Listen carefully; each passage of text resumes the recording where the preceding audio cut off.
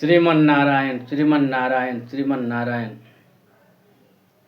आज एकादशी का पावन पवित्र व्रत है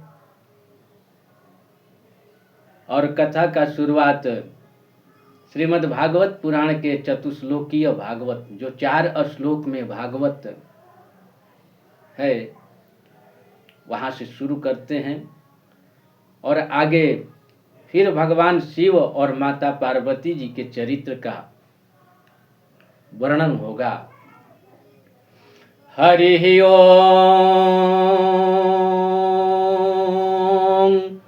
अहमेवासमेवाग्रे नान्यदयत सदसत परम पश्चादहं यदेतच्च यो वशिष्यत सोऽस्म्यहम् रीतेऽर्थयत प्रतीयत न प्रतीयत चात्मनि तद्विद्यादात्मनो मायां यथा भासो यथा तमः यथा महान्ति भूतानि भूतेषु चावचेष्वनु प्रविष्टान्यप्रविष्टानि तथा तेषु न तेष्वहम् एतावदेव जिज्ञास्यम् तत्त्वजिज्ञासुनात्मनः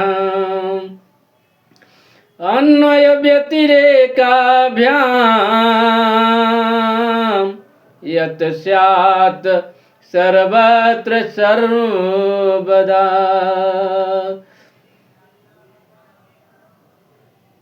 श्री हरि नारायण की जय। ये 4 श्लोकों में भागवत, इसी का व्याख्या श्री वेद व्यास जी महाराज 18,000 श्लोकों में करते हैं। इसमें भगवान हरि ने ब्रह्मा जी को 4 श्लोकों में भागवत सुनाया। आत्मा, परमात्मा और इस संसार के विषय में 4 श्लोकों में समझाया, जिसका व्याख्या करके वेद व्यास जी महाराज ने 18,000 श्लोक लिखा। माने श्रीमद् भागवत पुराण का मूल 4 श्लोक, जिसका मैंने गायन किया संतों के कृपा से, संतों के आशीर्वाद से। तब आगे भगवान शिव और माता पार्वती जी के चरित्र का वर्णन की कथा हो रही थी। श्री राम प्रकट हो गए और शंकर भगवान को कहे कि जाकर आप माता पार्वती से विवाह करिए, और भगवान अंतर ध्यान हो गए। उसी समय सप्तर्षि लोग आए। शंकर भगवान ने सप्तर्षियों को आदेश दिया कि पार्वती पह जाई तुम्हां, पार्वती पह जाई तुम्हां प्रेम परीक्षा लेहूं, गिरि प्रेरि पठवहूं भवन अधूरी करहूं संदेह। बोले बाबा भोलेनाथ की हे सप्तर्षि लोग, आप लोग पार्वती के पास जाइए और उनके प्रेम की परीक्षा लीजिए, ताकि अगले बार तो उन्होंने हमारे भगवान प्रभु को स्वीकार किया था, लेकिन परीक्षा लेने के बाद स्वीकार किया। इसलिए मैं भी स्वीकार करूंगा, लेकिन परीक्षा के बाद स्वीकार करूंगा।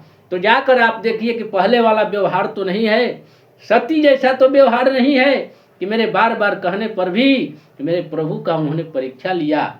तो आप जाइए, उनका प्रेम का परीक्षा लीजिए और हिमाचल राजा को प्रेरित करके पार्वती को घर भिजवाइए और मेरा संदेह दूर करिए। सप्तर्षि लोग जहाँ माता पार्वती जी तपस्या कर रही थी वहाँ जाते हैं और कहते हैं, बाबा लिखते हैं गोस्वामी तुलसीदास जी महाराज, अरे सिन्ह गौरी देखी तह कैसी, ऋषि न गौरी देखे तह कैसी,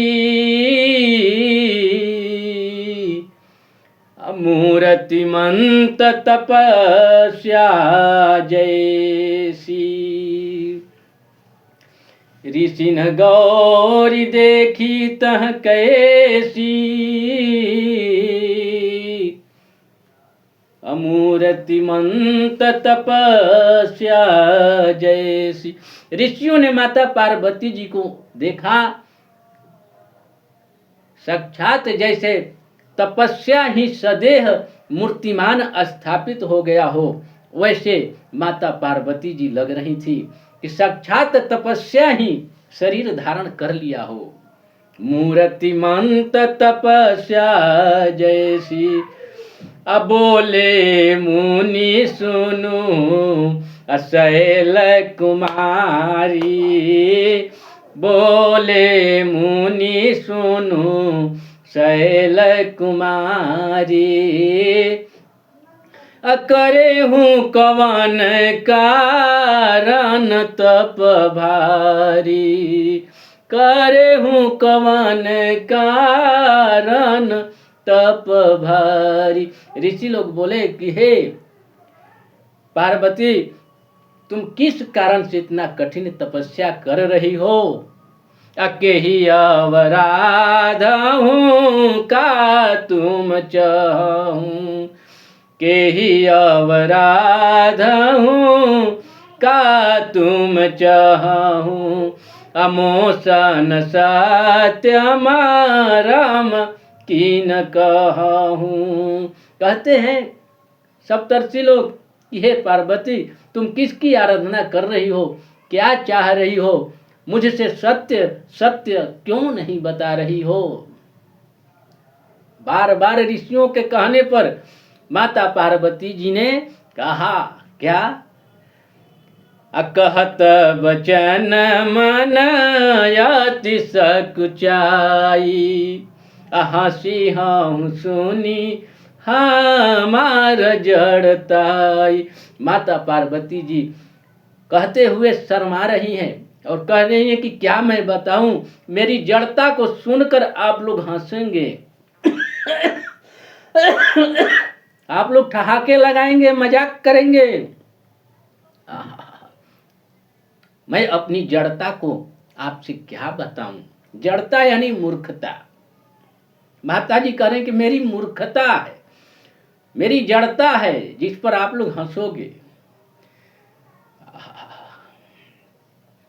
और आगे कहते कि मन हठ परान सुनहि सिखावा, चाहत बारी पे भीति बनावा, चाहत बारी पे भीति बनावा।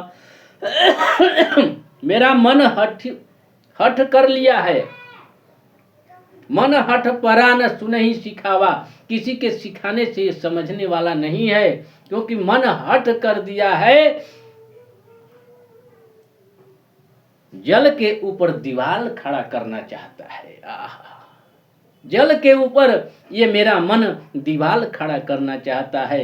मन हठ परा न सुनहि सिखावा, चाहत बारी पे भीति बनावा। नारद बचन सत्य में जाना, बिनु पंखा न हम चाहि उड़ाना। माता जी कहती हैं सप्तर्षियों से कि हे सप्तर्षि लोग, मैं अपने गुरु नारद जी के वचन को सत्य मान लिया है, इसलिए मेरा मन बिना पंख के ही उड़ान भरना चाहता है। आगे माता पार्वती जी कहती हैं कि देखो मुनि अभी बेक हमारा, चाहिए सदा सी वही भरतारा, चाहिए सदा सी वही भरतारा।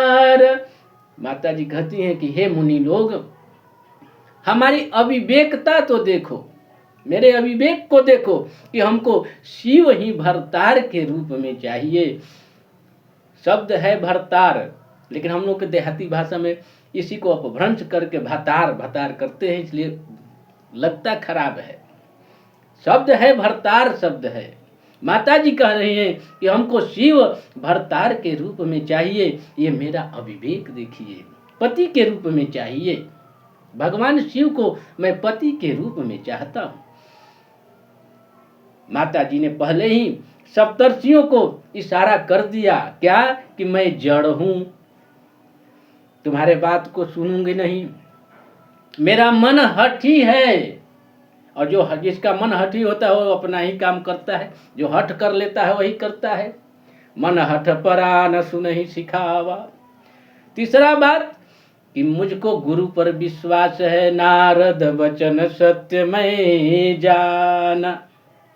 और चौथा कि देखो मुनि अविवेक हमारा, चाहिए सदा शिव ही भरतारा। मैं अविवेकी हूँ, अज्ञानी हूँ, हमको समझाने का कोशिश मत करना। माता जी ने पहले इशारा कर दिया। और प्रेम में जड़ता, अविवेक और हठपन स्वाभाविक है, आ ही जाता है। गोस्वामी तुलसीदास जी महाराज लिखते हैं,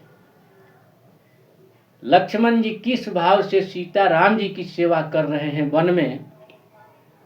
बाबा कहते हैं कि सेवा ही लखन सिय रघुबीर ही, सेवा ही लखन सिय रघुबीर ही, अजिमिया विवेकी पुरुष शरीर ही।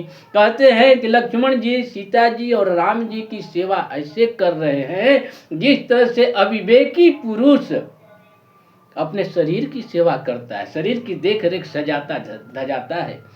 उस तरह से लक्ष्मण जी, राम जी और माता जानकी जी की सेवा कर रहे हैं। देखिए, अविवेकी की तरह। तो प्रेम में अविवेक, जड़ता आ ही जाता है, हठपन आ ही जाता है।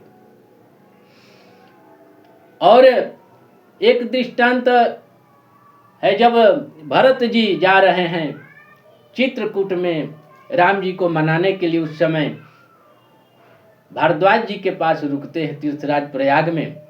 और भारद्वाज जी लक्ष्मण जी को समझाते हैं कि भरत आपका दोष नहीं है, न आपकी माँ का दोष है, ये सब भगवान का विधान है, इसलिए आप गलानी मत करो। लेकिन भरत जी मुड़ी झुकाए तो ऊपर उठा नहीं रहे हैं, इतने शर्मिंदा हैं, इतना ग्लानि महसूस कर रहे हैं कि भैया राम और लक्ष्मण और सीता जी जंगल में चले गए। लोगों को ये भी शक होगा कि इसमें भरत की भी सहमति होगी। इस स्थिति में भरत जी सर को झुकाए हुए हैं और बार बार भारद्वाज जी समझा रहे हैं, लेकिन भरत जी सिर को ऊपर नहीं उठा रहे हैं। लेकिन भारद्वाज जी ने एक शब्द कहा कि हे भरत, तुमको राम याद कर रहे थे।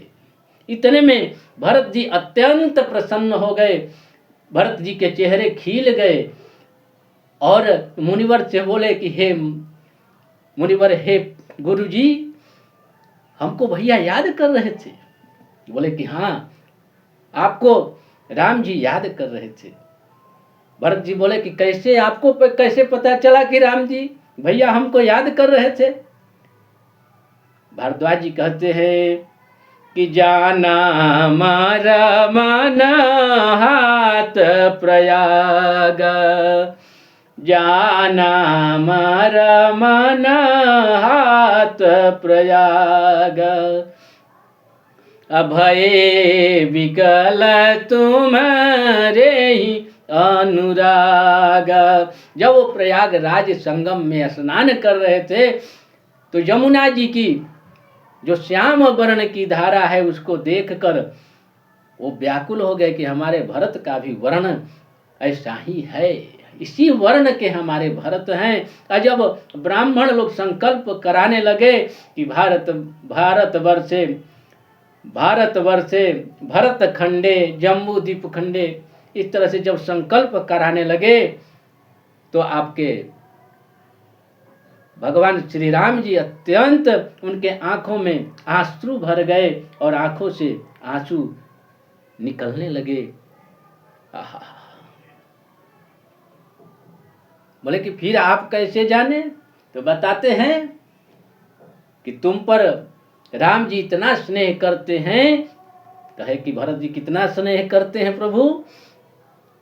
तो भारद्वाज जी कहते हैं कि तुम पर ऐसा स्नेह रघुबर के, तुम पर ऐसा स्नेह रघुबर के, असुख जीवन जग जस जड़ नर के। आप पर तो इतना प्रेम करते हैं आपसे कि जिस तरह से जड़ मनुष्य जीवन में केवल सुख ही सुख चाहता है, उस जड़ मनुष्य की तरह आपसे प्रेम करते हैं। तो देखिए लक्ष्मण जी के प्रेम में अविवेक आ गया। राम जी और सीता जी को इतना सेवा करते हैं विवेकी की तरह, और राम जी भरत जी को जड़ मनुष्य की तरह प्रेम करते हैं। तो प्रेम में जड़ता अविवेक हठपन आ ही जाता है। वही माता जी ने पार्वती मैया ने पहले ही इशारा कर दिया कि हे सप्तर्षियों, मैं जड़ हूँ, अविवेकी हूँ, हठी हूँ और गुरु के वचन पर हमको विश्वास है। लेकिन सप्तर्षि लोग गए थे परीक्षा लेने के लिए। माता जी ने कहा कि देखो मुनि अभी बेक हमारा, देखो मुनि अभी बेक हमारा, चाहिए सदासी वही भरतारा, चाहिए सदा। इतना सुनते ही सप्तर्षि लोग हंस पड़े, ठहाके लगाकर हंसे। सुनत बचन बिहसे ऋषय, सुनत बचन बिहसे ऋषय, गिरि संभव तव देह, नारद कर उपदेश सुनी, अकतहु बसही किस गेह। सप्तर्षि लोग ठहाके लगाकर हंसे, यानी माता जी के बात को उड़ा दिए हवा में, हंसी में उड़ा दिए। उनके बात पर उन्होंने ध्यान नहीं दिया, हंसी में टाल दिए और कहे कि लगता है कि तुम्हारा ये शरीर पत्थर से ही उत्पन्न हुआ है, क्योंकि पत्थर की तरह तुम जड़ ही लगती हो। नारद कर उपदेश सुनी, नारद के उपदेश को सुनकर कहीं किसी का घर आज तक बसा नहीं है, और तुम नारद के बात पर विश्वास कर रही हो, तो नारद के वचन से तुम्हारा भला नहीं होने वाला है। और ऋषियों ने, सप्तर्षियों ने उदाहरण पेश किया। क्या कहते हैं कि दक्ष सुतन उपदेश ही जाई, तिन्ह पुनि भवन न देखे आई। नारद बाबा ने दक्ष के 100 पुत्रों को उपदेश दिया, लेकिन वो फिर दोबारा घर नहीं आए। कहाँ चले गए? वन में चले गए, तपस्या करने लगे, सबको भिखारी बना दिए, सबको बाबा बना दिए। दक्ष सुतन उपदेश ही जाई, तिन्ह पुनि भवन न देखे आई। दूसरा उदाहरण पेश करते हैं कि चित्र केतु कर घर ऊन घाला, कनक कशिपु कर कीनी असहाला। कहते हैं कि चित्रकेतु के साथ क्या किए थे, और हिरण्यकशिपु के साथ जो किए थे वो तो मालूम है कि उनके बेटे को ही बाप के विरुद्ध प्रहलाद को बहका दिए थे, बाप बेटे में लड़ाई करवा दिए। तो ऐसा इनका स्वभाव है। नारद सीख जेसु नहीं नर नारी, अवश्य होई तजी भवन भिखारी। कहते कि नारद के जो नर और नारी इनके शिक्षा को ग्रहण करेंगे, उपदेश को सुनेंगे, वो कुछ बने या न बने, भिखारी तो अवश्य बनेंगे। इतना भड़का रहे हैं गुरु के प्रति माता पार्वती जी को कि नारद का जो उपदेश नर और नारी सुनेंगे, मानेंगे, वो तो और कुछ बने या न बने, अवश्य हो ही तजी भवन भिखारी। वो भवन को छोड़कर, अपने घर द्वार को छोड़कर भिखारी तो जरूर बन जाएंगे, इसकी गारंटी है। और आगे कहते हैं, मन कपटी तन सजन चीन्हा, आप सरिस सब ही चहकीन्हा। कहते कि नारद का मन कपटी है। भले ऊपर से भगवा वस्त्र पहने हुए हैं, मुनि का वेश धारण करते हैं, लेकिन मन के कपटी हैं, क्योंकि वो सबको अपने जैसा ही बनाना चाहते हैं। जिसको भी शिक्षा देते हैं वो चाहते हैं कि हमारे जैसा हो, जैसे उनका हाल है, आगे नाथ न पीछे पगहा। आप ऐसे गुरु की बात मान नहीं हो।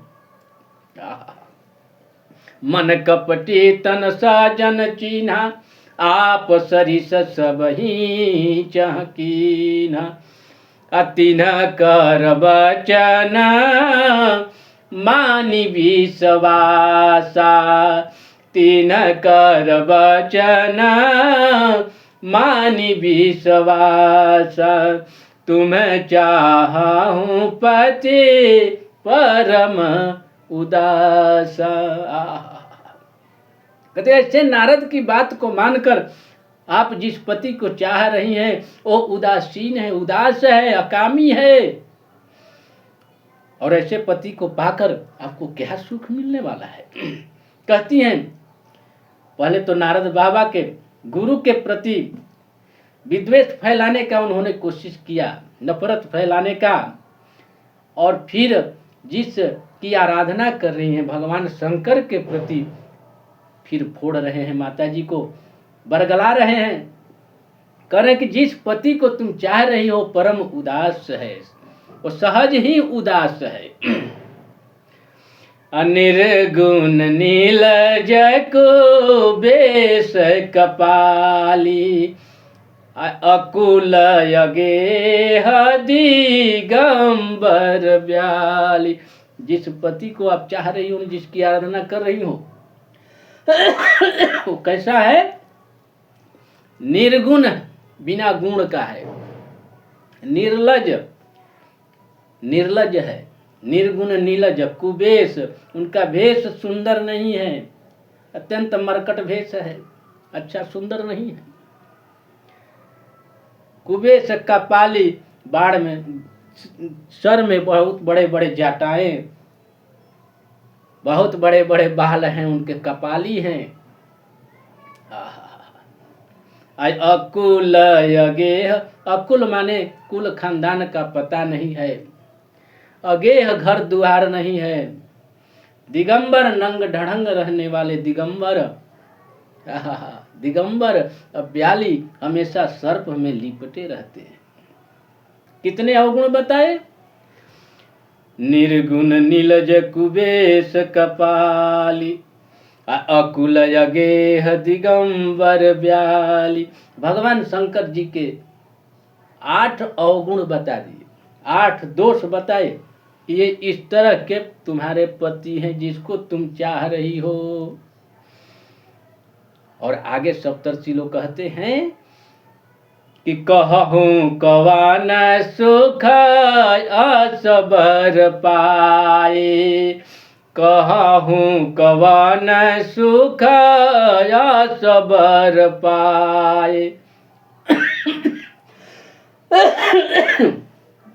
अभल भूले हूँ ठग के बौराए। कहते हैं कि नारद जैसे ठग के बहकावे में आकर अपनी भलाई भूल चुकी हैं। जानवर भी अपनी भला बुरा समझते हैं, लेकिन आप का नारद ने माइंड वॉश कर लिया है, इसलिए आपके समझ में नहीं आता। आप अपने लाभ हानि भूल चुकी हैं, किस में लाभ है किस में हानि है। कहाँ हूँ कौवन सुख यश बर पाए। बताओ, ऐसे वर को प्राप्त करके आप क्या सुख प्राप्त करेंगी?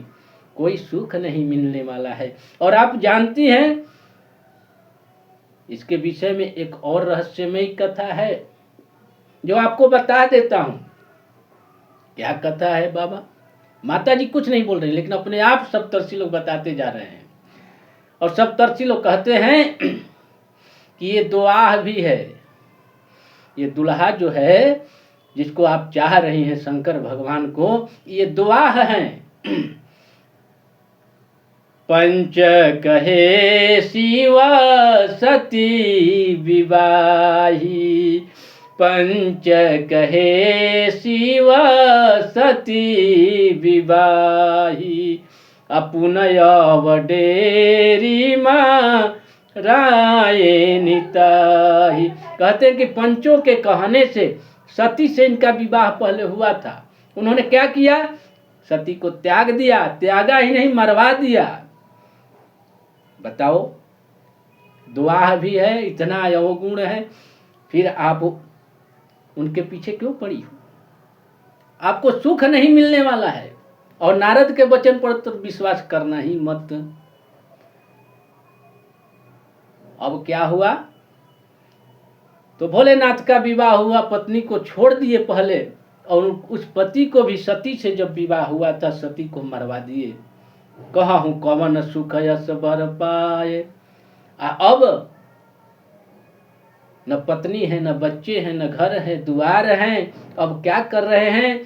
तो अब सुख सोवत सोच नहीं, अब सुख सोवत सोच नहीं।